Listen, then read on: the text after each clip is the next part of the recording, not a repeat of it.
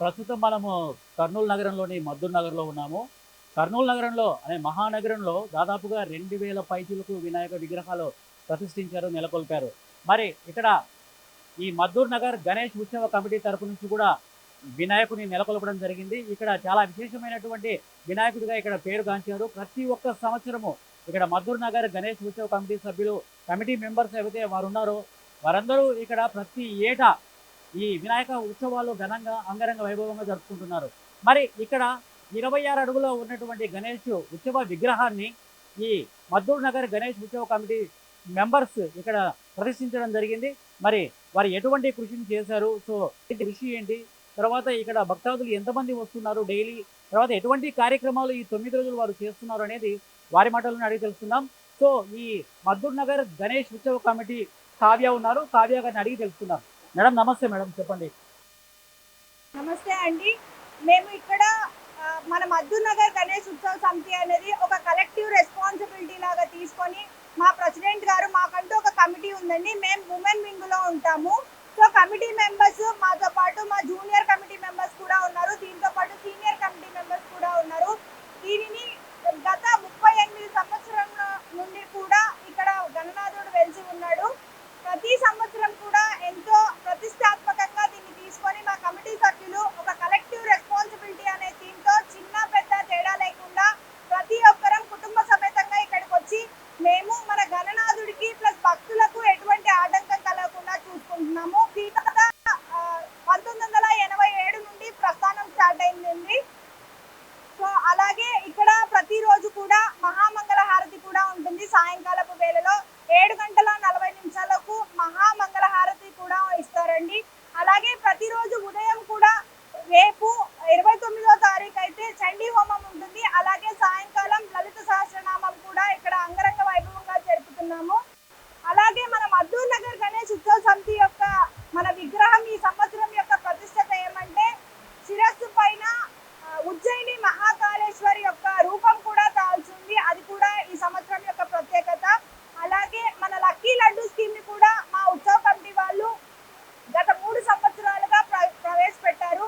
దీనికి ఎంతో ఆదరణ కూడా ఉందండి.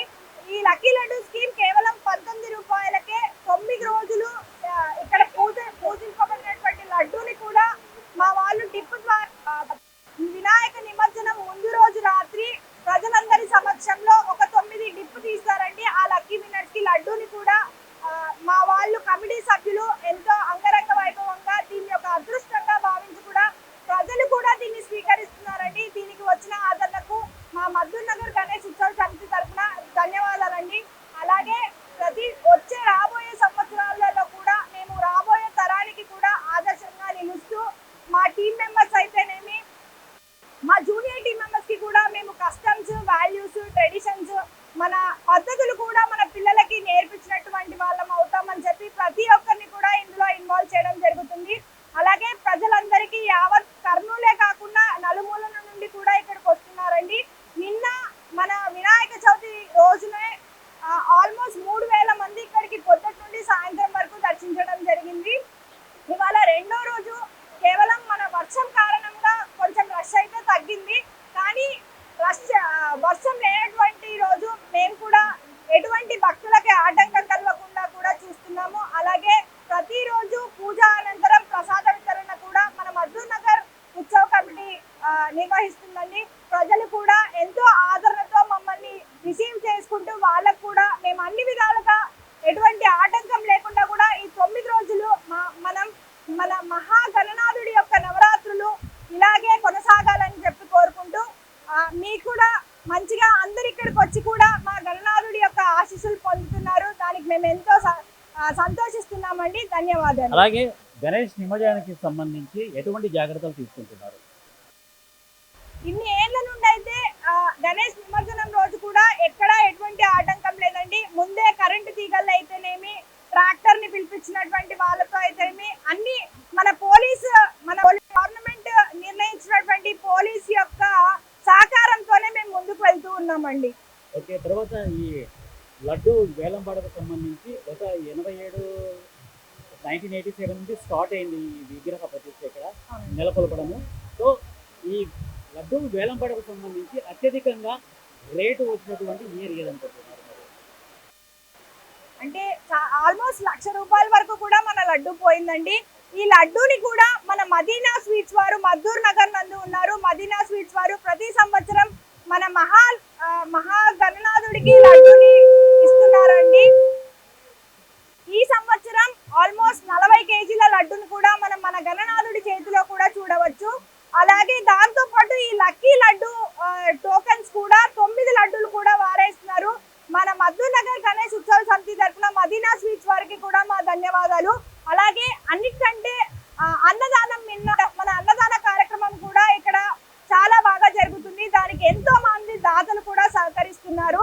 ఇలాగే రాబోయే కాలంలో కూడా ఎంతో మంది దాతలు ముందుకు రావాలని మీ సహాయ సహకారాలతోనే మన మద్దూర్ నగర్ యొక్క విశిష్టత, మద్దూర్ నగర్ గణనాథుడి యొక్క విశిష్టత ప్రతిబింబించాలని ఆశిస్తున్నాము. 9 రోజులు అంటే గణేష్ నిమజ్జనం అయ్యేంత వరకు కూడా ఈ కమిటీ తరపు నుంచి నిత్యాన్నదానం ప్రతిరోజు ఉంటుందంటారా భక్తాదులకి?